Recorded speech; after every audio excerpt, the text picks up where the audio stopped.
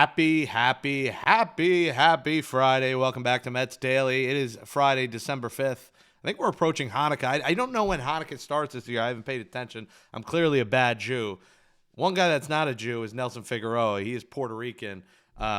He is my former co-host and had me on their show last night. I thought it was his doing. He had no idea that I was coming on. So with him and his new partner on Pix 11, thank you for having me, and we'll do it again. And you're now talking to me as a member of the Gold Studios. I am now a full-time employee for the first time. Last time I talked to you, I still was a freelancer in this world, and now we have benefits, Figgy. And you need benefits when you eat the diet that I do, right? That's to say the least. And first off, I'm an honorary Jew, a graduate of Brandeis University, married a Jewish woman as well. My daughter's now, as you know, Jewish. That's the beginning of it all. Thank you for coming on our show last night. It was awesome to have you. And the best part about that story is, like you said, it wasn't even me who said, "Hey, let's bring Jake on." Simone Eli was able to find you and said, "You know what? This guy has good Mets content. Let's bring him on." And I got back to the office and I'm looking up the script and I'm like, "Oh, wow, you put Jake's name in there as a filler?" And they're like, "No, he's on the show." I go, "Whoa, okay." Did I she didn't even know that realize I that. did a show with you, or she had no idea? She had no idea. She knew you did that. And I think when she said your name in the newsroom, one of the other producers was like, "Yeah, that's Figgy's boy." And we went from there, and then I explained to her the whole thing, the whole background between us. We're teaching her the ropes that I'm not just a Mets guy. I'm the honorary mayor of New York. Like, it's Mom Donnie Oh, Brown 2026. I informed them all that you were well known as the Podfather, and you're fully capable of hosting and knowledgeable on a multitude of topics. And yeah, including the best places to eat. If you want a free drink at certain places, I could hook you up. Now that I'm back, the mayor has returned, and me and Mom Donnie's going to lower the rent, and maybe I'll lower the drink prices. How about that? We combine. We have a vodka soda be $8 instead of 16 in New York City, and we'll all be good again. Surfside's even $16. All right. Anyway, this is Mets Daily. Smash that thumbs up. Hit that subscribe. If you're an amazing but true viewer, you remember mostly me, and then you had to join in on the tangents. I don't think I ever knew that your wife is Jewish and your child is Jewish. So I don't think you ever told me that. So this is breaking news into the newsroom. Jeff Passan has tweeted Nelson Figueroa is partially Jewish. Shabbat shalom, l'chaim. It is the My nick, Sabbath. yeah, my nickname was Juan Epstein at Brandeis, the Puerto Rican Jew. Well, that last name we can't really say much anymore. We got to let's say Juan Shlomo instead of Epstein. We don't want Pablo Torre coming for you next. He's on a generational heater. Pete Alonso is not on a generational heater. He has nobody really that wants him right now. And I think Scott Boras is putting words out there of teams that might be interested. And the words out there by whatever reporters they are is Mets, Red Sox. And to me, Figgy, if you're a Mets fan, if he goes, and I know fans are going to cry, I'm in the minority of fans that I won't celebrate, but I might smirk a little bit if he goes, even though maybe it might hurt the Mets. Maybe it doesn't. I think the ideal situation is he goes to the Red Sox because then you get to watch him beat up on the Yankees. You get to watch your favorite American League team. Most Mets fans, it's Mets fans for Red Sox. You get to see him at Fenway Park. You get to hop on the Amtrak or drive up to Boston. It's a great time. And go see Alonso. Obviously, ideally, fans want him, but to me, I think that's ideal if he goes to Boston. Uh, Listen, I don't think Pete's going anywhere. I really don't. I think this is another Boris tactic to try to drive up the price a little bit. But we know this before. We've seen they tried to stand firm on their price that they're willing to go to, and the amount of years where they got a little cute with it last year. Remember, they made him the highest paid first baseman with the $30 million deal. And then it came back down to 24 if he accepted the second year of that without the opt out. Having him opt out, he can re-up in free agency, but he was going to go back down to 24, which puts you at about a 26, somewhere in that 26 range. When you look at the average of that contract, it was 54 million, 27 million. It would have hit right that number, which would put him at Freddie Freeman range of money when Freeman signed with the Dodgers. So can they he's not Vladimir Guerrero money. All right. I think we've seen that, and we saw why the Mets were really keen on holding off on Pete and seeing if Vladdy wasn't going to accept his offer from the Toronto Blue Jays, because I think you see how long that money is going to go for a long, long time with that young man, showing that he could do it on both sides of the baseball. His defense was on full display as well in the World Series. We saw what his bat can do and how potent of a leader he is. The Toronto Blue Jays. He had the whole country of Canada on his back. Had them one cleat away from winning a World Series. So for me, yeah, I think Pete's coming back. Would I be sad to see him go? Listen, it's a business, right? And he's been nothing but a exemplary Met while in uniform, both on and off the field. Him and his family have done a tremendous job with their foundation and everything they did. That home run record, it's not going to stand for all time, because we know if Soto stays a Met, which is most likely no matter what, you're looking at 20 home runs a year for 15 years is 300. That's light work for Mr. Soto. So for me, I think Pete stays. I think they just are going to continue to try and negotiate, drive the price up. And last time, Steve Cohen got emotional about it, went down to Tampa and sat and talked with him face to face, wanted to let him know how much he wanted him to come back. And so they worked something out.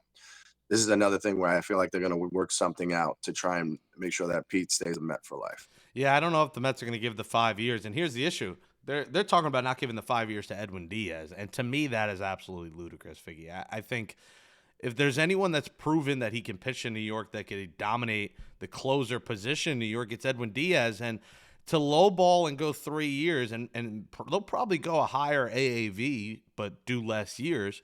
I think he wants to go to many years as possible, lock in a 5-year deal for him and his family, no matter where it is at this point. He said he wants to feed his family, and he'd rather 5 guaranteed years than 3. I think it'll be a big mistake, Figgy, and I know bullpens can be fickle, and I know maybe year in and year out, Edwin Diaz isn't going to put up a 1.5 ERA every year. But the reality is the drop-off to Suarez, Fairbanks, who Toronto's also interested. Toronto also interested in Edwin Diaz. Toronto interested in everyone with the revenue that they've picked up by making the World Series. There's going to be a lot of teams in the Diaz mix, and I think someone's going to give him 5 years if the Mets don't. Like, he will gladly take 5 years anywhere else and get 5 years. Do you agree it's a mistake, or do you agree with Stearns of bullpens can be fickle and let's build it a cheaper way? Well, there's a multitude of ways to look at this when it comes to who is Toronto's closer. Was he costing them $22 million? Right. Even when the Dodgers went out and they signed the best closer on the market in Tanner Scott, was he the closer for the Los Angeles Dodgers in the World Series? No. So there's a lot of different things that come into play for teams that have immense amount of talent or have availability of anybody that can step up. You just signed Devin Williams. I'm sorry, other than last year, the guy pitched to a sub-3 ERA as well, and has one of the best 2-pitch combinations in all of baseball. My thing is, if he wants the years and you're going to keep it at the 22, I mean, he's making $22 million. If you're giving $22 million for 5 years, I understand the feeding your family thing. Athletes need to really cut it out with that, because you're eating good off of one of those years. You're looking at 5 years. For a guy, yes. Look at the rest of the market. The rest of the market are older than Edwin Diaz. The only one younger hasn't had the track record of an Edwin Diaz. Edwin Diaz with 118 saves since 2020, without the year that he hurt his knee. How you're looking at the value of how much is that worth to the team? I love Edwin Diaz. I think he has proven himself, no doubt. The trumpets, the whole 9 yards. It's a part of the fans. It's almost that Saquon Barkley thing, right? Where the running back was devalued in football. You kind of devaluing closers because you're like, you know what? For every closer that cost you $20 million, there's a Yasevich who was in rookie ball this year. Yasevich, who was a rookie ball this year, who winds up running the table all the way into Game 6 of the World Series. Like, there are talented pitchers that you'll never hear of who throw 100 and have a wipeout slider. It's a matter of, can they do it? Can they perform at the highest of levels with that pressure? We know that about Diaz.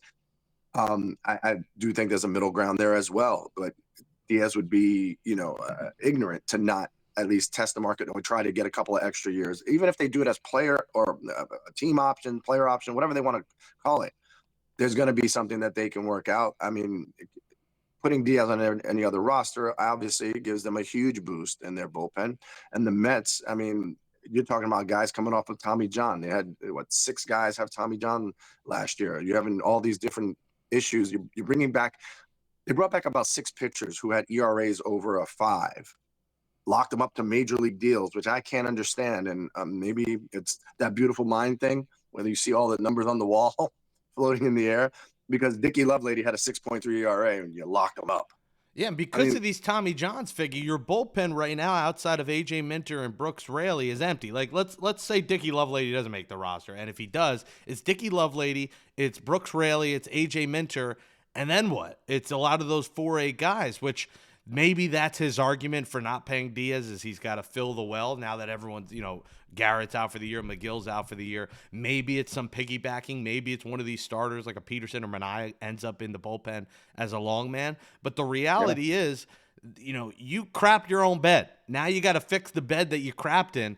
And I just think you're going to make it worse by not paying Diaz. And listen, the Mets will go on. I don't think it's the end of the world if Edwin Diaz walks. I do think it's worse for the Mets if Diaz walks and Alonso walks, because I do think you can get a better defensive first baseman for much cheaper, for much less years, who can still hit 25 to 30 homers for you. And clearly the 40, 50 homer model hasn't worked. You haven't really won anything with Pete Alonso here. So that's my argument, and shaking up the core. So we'll see how they address the bullpen. That's going to be intriguing. Talking about, the core, Jeff McNeil, there just can't be a scenario, Figgy, where he is a New York Met in 2026. There just cannot be at this point for the, the stories that are out there, obviously Puma, the classic paywall end of the month. I compared it to the officer that pulls you over for going 5 miles over the speed limit on November 29th because they got to hit the quota. You got to hit that quota. It's a fleeting subscription service. I can't do an impression of America's redhead. I can't do an impression, but that's the reality. There was some clickbait behind that, but the reality is, Jeff McNeil's not well beloved in this clubhouse. He's not a key core piece of this clubhouse. The Mets got to move on from this guy, no matter what it takes, eating the money. If you got to cut him, I got to figure a team will take him, give you a mid-level prospect, maybe you eat $8 million, and you call it a day. For me, it's addition by subtraction. Oh, you're looking at a DJ LeMahieu situation, right? You go from a batting championship to this guy's a net negative. We've heard that before about certain people, right? And that guy carried us all the way to a World Series, and Daniel Murphy. At this point, like, you keep hoping that the promise of what we once saw in Jeff McNeil, there's a power in the bat. You can hit over 20 home runs. There's a guy who can hit the ball all over the ballpark and hit over 300. We've seen that, flashes and glimpses of what he can be. But what he is he's aggravating. His every at bat is aggravating to watch. His body language, his demeanor, his pouting, so that and you're hearing these stories about what happens, when they come off the field and they're down in the clubhouse area, or closer to the access area of the clubhouse. Like major league ball players have a saying: it's a tired act. And this is what happens, is that people get tired of the tired act. Like it brings people down. Like, and it brings Lindor down to the point he barks at him. But Figgy, the funny part about that, fans turning on Lindor because he barked at McNeil. We're all at home barking at McNeil. Now the face of the franchise barks at him. You're going to say he's a cancer to the clubhouse. First thumbs down, then he barks at McNeil. Give me a break. Thumbs down was years ago. He did it with Javi Baez. The team was stinking anyway, whatever. And now he's barking at a guy that needs to be off the roster, and now you're calling him a clubhouse cancer, and because he likes fashion and he's not best buds with Juan Soto? The fact that he hasn't been an all-star or a Gold Glover since he's been a Met, like, that was his doing. Like, he's put up the numbers. If you know anything, you look it up. He's either number 1 or 2 in all of WAR since he's been a Met, of shortstops in all of baseball. So let's kill that noise. I think when you look at this, it's inevitable that if that core is gone, and if you were willing to part with Nimmo, who couldn't be more of part of the solution than the problem when it comes to clubhouse and being a good person. You know what I'm saying? You're looking at trying to upgrade this team. You're looking to try and do all these things. I've said famously, if Nimmo was the first chip to fall, and then you're bringing in a Gold Glove second baseman to pair up with, and this is a secure thing that you know what this guy can do out there. You're not worried about it's a different position. He doesn't really play it. How many times have we heard that when it comes to the Mets? Oh, he's not really a second baseman. You know, he was a shortstop. Even with Mauricio, shortstop. You know, who are you going to put there? Guy's a sure bet for being there. This guy's a glove caliber second base. You're pairing that up there up the middle. Now, for me, what does that mean? I'm making a trade and I'm trying to get Tatis from San Diego. If he's made available, and we've heard his name floated out there because, you know, they don't want to continue spending like a drunken sailor. If you can get Tatis, and I don't care what prospect package you want to throw or they want, I'm giving up anything but McLean, and I'm getting Tatis to play right field, moving Soto to left, and then you're signing Bellinger, and you're bringing in that outfield with Simeon up the middle. And you got Bellinger who can play first. You got Bellinger, and there's where you're looking at a huge upgrade all the way around. You're talking about a Gold Glove right fielder, a guy who's a Gold Glove caliber center fielder, able to track it down and be an athlete all over the field. Then you got Juan Soto in left. You got the Gold Glovers up the middle. I mean, seriously, why is that even a thought that we need to keep McNeil in any way, shape, and or form? He's just a hindrance right now. And if you include him in there, at least they like guys with good batting average, right? They went and got a rise and made him a first baseman. So maybe McNeil is something they think they can reclaim in that project, or do you give McNeil and 3-4 of your prospects and you go for it? And Tatis is in uniform for 9 years alongside Soto and Lindor. Yeah, my worry is that contract figure. I agree Tatis would be pretty sick. And even if you move Tatis to left and you keep Soto in right, now Tatis is probably the better defender, so you probably put him in right. My worry is with the potential lock. Yeah, he's under contract 2026 through 2034. 20 million. So are you worried about money? Are you worried about money? But Who are you worried the about Mets, money with? but the Mets clearly are, because they won't give Edwin Diaz an extra 2 years. So I do think, and when you're talking about commitments, you're going to be committed for the next decade, essentially, to Soto, to Tatis for the next 6 years. I know, but you never know with this lockout. Now, I do think the back end of this deal is essentially when the casino is going to open. So you might get some more revenue from the casino, 20 million, 25, 25. Then it goes up starting 2029, 36, 36, 36, 36, 36, 36, all 36.7 million a year. So it's a lot of money, but also the economy, like that's going to be less money down the road, right? What did Uncle Stevie promise Met fans? I mean, he said 3 to 5 years. We're past the 5 years now. We're right at the 5-year mark, right just after it. We have a little bump in the road there along the way. You look at what he's going to be for the next 4 seasons at only 25 million. You were paying Brandon Nimmo 20. Listen, it's not a bad point. I like Tatis. My thought is David Stearns is not going to want that. Now, I think the Padres would be wise to trade him because of their owner's situation to get that contract off the books. You're almost starting fresh. Like, yes, you still have Manny Machado, but like outside of that, they don't have a lot of major money commitments. So, obviously Bogarts as well, but you got a couple of big contracts there, and if you get rid of him now, he's probably the most promising of those 3: Bogarts, Machado. Bro, they had three $300 million guys playing on the same team. It was $1 billion in 3 guys, those contracts. So you understand, for me, it's the fact that look at the free agent market, and I don't care what years you're looking ahead to. He's 26 years old. The guy is a tremendous athlete. He can come into the infield and play third base if you need it. He could, you know what I'm saying? Like you're talking about not just a Swiss Army knife. This isn't a Ben Zobrist. You know, this isn't Ben Zobrist. This is a guy who's a star player that can hit you 30. He can drive in 100. He can play a Gold Glove caliber right field when he didn't start out in right field. He can come into the infield as he gets older and play a corner position like third base. Like there's a multitude of ways that you're going to find usage out of him. And you're looking at getting him in his prime. He's 26 years old. He's been through a lot. thus Well, far. you also Don't got get to me wonder wrong. what the package it might cost a bolo. Now, listen, I like fellow Dominican, like Juan Soto, and I want to touch on this because I know you have just a couple minutes left. The Dominican Puerto Rican dynamic when it comes to Mhm. people talking about Marte, he called the captain, Marte Dominican. He, not being best buds with Lindor, Puerto Rican. You were in that rivalry. You had Mhm. your incredible moments in Puerto Rico. I think people are looking past that, but you're better to speak on this than the white Jewish guy from Little Neck, New York.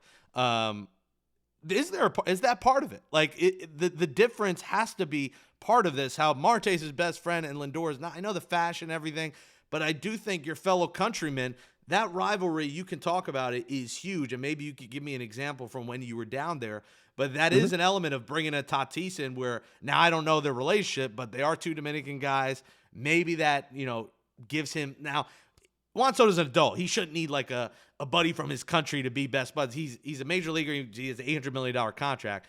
But I Mhm. do think that helps. Just speak on that dynamic a bit before you go. So the thing with Marte is, of course, Marte was lost his job playing right field to Juan Soto, right? And he lost playing time and everything else. But as a mentor, helping him with both on and off the field things, getting him acclimated to all the things, New York. Yes, he played in the Bronx, but was he really playing in the Bronx? He was, there, and he wanted to then immediately hit free agency. I think what you're looking at is a situation. We had Los Mets in 2008 and 9, right? Everybody always famously talked about it, how it was almost like a WBC team put together way before, and figuring that these guys shared a lot of commonalities and it would be easy. Problem is, the Venezuelans hung out with the Venezuelans, the Dominicans hung out with the Dominicans, and the Puerto Ricans hung out with the Puerto Ricans. And it's just that's just the way we are as a culture. You look at all over the city, there's areas of the city where you got Little Italy, you got Chinatown, there's a reason why you go to places that you're comfortable in and you're very like-minded.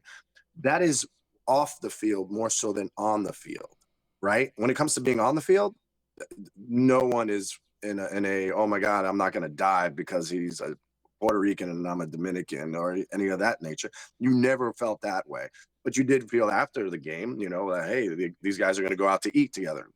They're going to a restaurant that they like, all that kind of thing. But I think when it comes down to it, in this day and age of what these guys are getting paid and what they're being asked to do, it's very specialized, right? Like, I don't need you to play 162 games, Francisco Lindor. I know that he wants to, but every single guy is like, you want to get the max out of them. So you're only playing them 140 games, 145 if you can. All these different little things that make it where the pay is up, the expectation of, days played is down. But the productivity is supposed to be still high. I still feel like if you're going to get guys that share that commonality more so than their nationality, it's a huge factor for these guys to be put together, and the ownership group and the players see it from that side as, look what they just did to put us in a position to win. They just upgraded this thing all the way around, and you can't tell me if they do those simple moves where I love prospects, I do, but you can't sit there and tell me it wasn't annoying as all hell watching three third basemen rotate in and out. And when they weren't playing third, they'll maybe playing second and trying that out. Like, enough with that. I got it. You might lose out on a prospect for every. I mean, name me one Met prospect that went away and you were like, oh man, I wish we still had him. Darren O'Day, when he got DFA'd for me, was the biggest thing I think that the Mets ever lost. You're looking at a chance to put something together special for a good run of time. And when you talk about money and what happens if the lockout, that's not your or my concern. And Uncle Stevie is just fine. I'm pretty sure he can withstand however long that lockout may be, especially as the casino coming along as well. Um, so you put it together. A lot of times it doesn't work. We've seen that as well. Look at San Diego has done it time and time again. They've tried it already 3 different times where when they first got that band together and then blew it all up to get prospects. And then they had all these prospects and then they threw all the prospects to get all these star players together again. And they're always so close. But you know what? There's a team like the Dodgers right there ahead of them. So how many times can you keep, putting more money into that well and not getting anything out of it except the second place division finish? So for me, I think if you're going to strike and, the Phillies may lose Schwarber, Things seem not good over there with Harper and the Phillies. The Braves were a mess last year. Now they have, a new manager, a new leader. Like, now's the time to get something together and put it together in a way and let these guys know that you mean business, and you can't. That's one phase of it. You can't hold back. You can't sit here and go, let's see if we can do a couple of reclamation projects on the pitching side of things. And if they had brought up the young guns a week earlier, just 1 week, maybe one day earlier, it's a different end of the season. Yeah, 100%. And just reacting quick to what you said, the culture does matter. Where they come from does matter, and I think your example of it is playing with Dominican guys. Porter, you have your cliques, and no one wants to talk about it. I keep it real here on Mets Daily. You could say don't bring race into a picture. It is in the picture off the field.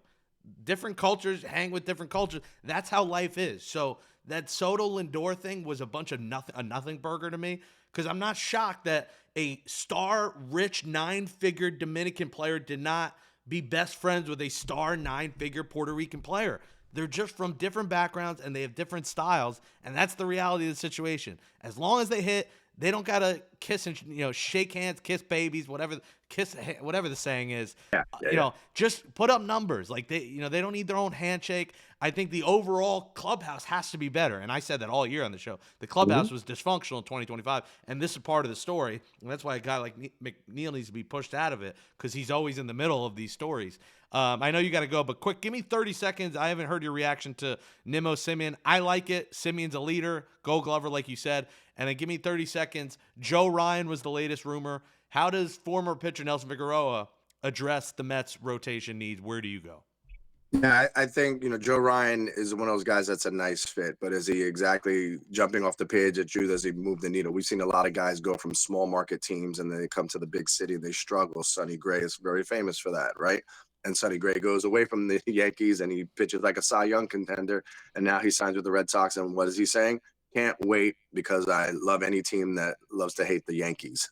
And so those are always my issues with guys who are pitching with nothing to lose, no pressure on them, and they're pitching in Minnesota. You know what I'm saying? So I think when I'm looking for a starter and I'm looking maybe if I'm making trades and I have all these assets, it's great to have all these assets. We keep talking about how great and robust the minor league system is, but I'm sorry. Give me a proven guy. Give me a guy who's hungry to prove that he wants a big contract and he's going to go out there and pitch that way. I think you need at least one of those guys. You have Pablo Lopez, Ryan. There's a multitude of names you're hearing out there. The schoolboy pipe dream, which nobody's going to do. Nobody's going to jump into that without a commitment, and Boris isn't letting him commit. He wants $400 million, and nobody's going to be like, oh, let's just do it. He's had 2 Tommy Johns, and I don't think, the way that you see his mechanics and the way he pitches, you're always holding your breath. It reminds me a lot of Chris Sale, right? And Chris Sale had a bounce back last year, but there were a couple of years of just every time he threw a baseball, you're like, what hurts him now? So for me, you wait if that's going to be the case, and you try to outbid everybody. Then I think right now, you have the pitching staff. Yes, they have to get better with whichever starter they bring along here, because you need somebody with McClain. You need Peterson to be able to go a full season. You need bounce backs from Mania. There's still needs Senga to pitch through a full season without getting hurt. There's a lot still left to do on both sides of that. Now, the first part, what was the first question? I want just your thoughts on Simeon. Nimmo Simeon, real quick. I like the move in essence if it's the beginning of, like I said, what I think they're capable of doing. If like you getting are a Bellinger. Getting a Bellinger, because that's upgrade in defense, going to give you the same offense, at least going to give you the same offense, upgrade in defense, can play a multitude of positions, can play first if something doesn't work out with Pete. So I think I that move I really, really like, but that means you have to bring in Bellinger. You can't fall short of that. So that made Bellinger's market just skyrocket. When you look at Simeon, the hitting was down last year. I mean, guys have off years. Do I think he's incapable of batting 250 and hitting you 20 and driving in 70, 80 runs. No, I think he's perfectly capable of doing that. It's the glove side of it, right? It's the not worrying when there's a ball hit his way, if he's going to be able to make the play or they're going to be able to turn too. So I think that is it. And also, like you said about the clubhouse, when you played one place for a long, long time, and Brandon Nimmo, I love him to death. I respect the man. He's been in one clubhouse, and he's been through a lot of different managers, a lot of different teammates, and Nimmo's always stayed the same. You never really heard of Nimmo as a leader. Nimmo's name never popped out there. In the team meeting, he said he didn't speak in the team meeting. That told me all I needed to know. He was the longest tenured man, and he didn't speak. Like, come on. So he's been there for a while, and as the elder statesman, he should have been one of the guys that always spoke, always on a daily basis. Like the one thing we loved about David Wright was win, lose, or draw. He came in there and he would come around and be like, "I got your back. My bad. I made that error. Whatever it was. Like he was always a very vocal leader in the clubhouse. He didn't have to be rah guy, but I think it's when people talk about your team, it's like his name should have been the forefront. It's Lindor, it's Nimmo, it's Pete. Like those are supposed to be your leaders, and we never really heard that, right? It should have been a trifecta of guys leading the pack. Now, when it comes to Simeon, he's been in a lot of places. He's been in a lot of different clubhouses. He's been around a lot. So when you are able to assimilate, which means you're able to blend in to wherever your environment is, and you're able to still be yourself, but also understand your surroundings. He'll know when to push buttons. He'll know when to talk. He'll know when to listen. He's done that his whole career. He has a World Series ring. Okay. Like those things don't happen by accident. And remember, he was on that World Series team that the previous year, they were the worst team in baseball. They had almost 100 losses. And they go from that to winning a World Series, and then they went right back to having a terrible season the next year. But what is you're looking to try and win a championship. It's been how many years now since '86? It'll be what? Today, Junior. 40 next year, 40-year anniversary.